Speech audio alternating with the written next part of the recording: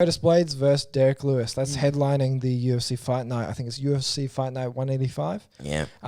That's a fucking mad fight. Two guys. I wouldn't say Curtis Blaydes is a power puncher, but he certainly has great ground and pound. His wrestling is his main strength, I would say.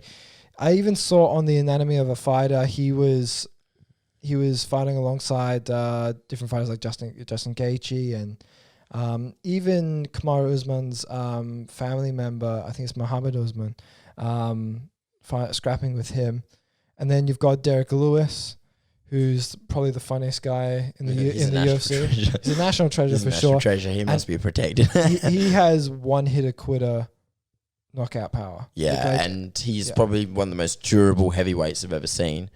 I would say so. The only problem I would say with Derrick is gas tank. Yeah, and Curtis Blaydes, he has a bit of wrestling ability. You know, he has a higher grappling background over Derrick. I mean, again, Derrick, he's the baddest blue belt in. To be honest, I would probably pick Blaydes in this fight. Yeah, I want to pick Blaydes, but I still got some money on Derrick. I still feel like Derrick's got a couple of tricks up his sleeve. That's the thing. When we were watching Derrick Lewis versus Alexander Volkov, and I know Volkov fought. This was years ago as well. Yeah, Volkov fought last week against Overeem, and he looked incredible. And we already knew he had incredible kickboxing ability. But when he fought Derrick Lewis, he was literally just dominating him. I don't think out of those 3 rounds, I don't think Lewis won any of them at all. It wasn't close. It was clearly a 10-9 starting to transition to 10-8. Yeah. And Lewis just fucking smacks him in the last 30 seconds.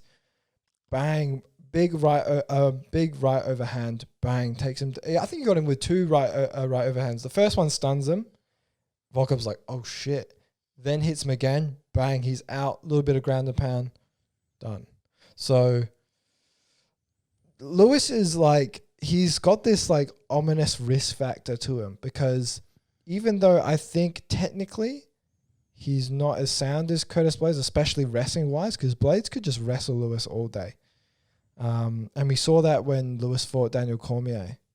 He was a risky guy to fight against, but Cormier's wrestling was so good. And when he took his back, it was, for someone that is such a high-level wrestler like Cormier, it was easy. It was easy for him. So I would take Blaydes in this fight. It's certainly technically wise, he's ahead of Lewis, but fuck Lewis. If he smacks anyone on the chin, regardless of weight division, regardless of anything, he could fucking knock out anyone in the heavyweight division. So I would take Blaydes.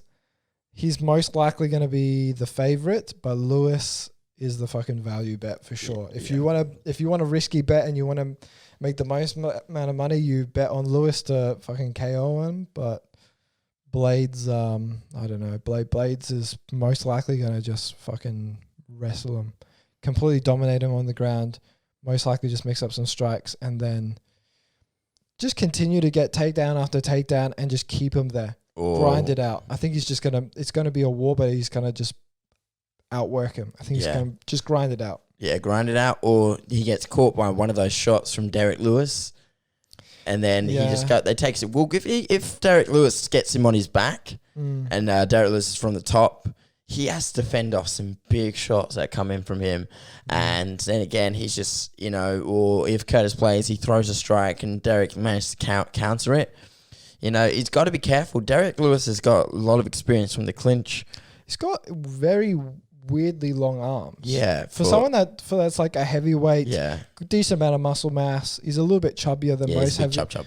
He's a little bit chub, but he's actually trimmed down a little bit for his recent. I think that's with improving his conditioning because he's got a fucking horrific back. His lower back makes it really hard for him to do cardio and things like that. The same way Kamaru's knees make it really hard for him to do conditioning. So, I mean, when you're a fucking heavyweight, I wouldn't expect you to have the most impressive conditioning, but I would take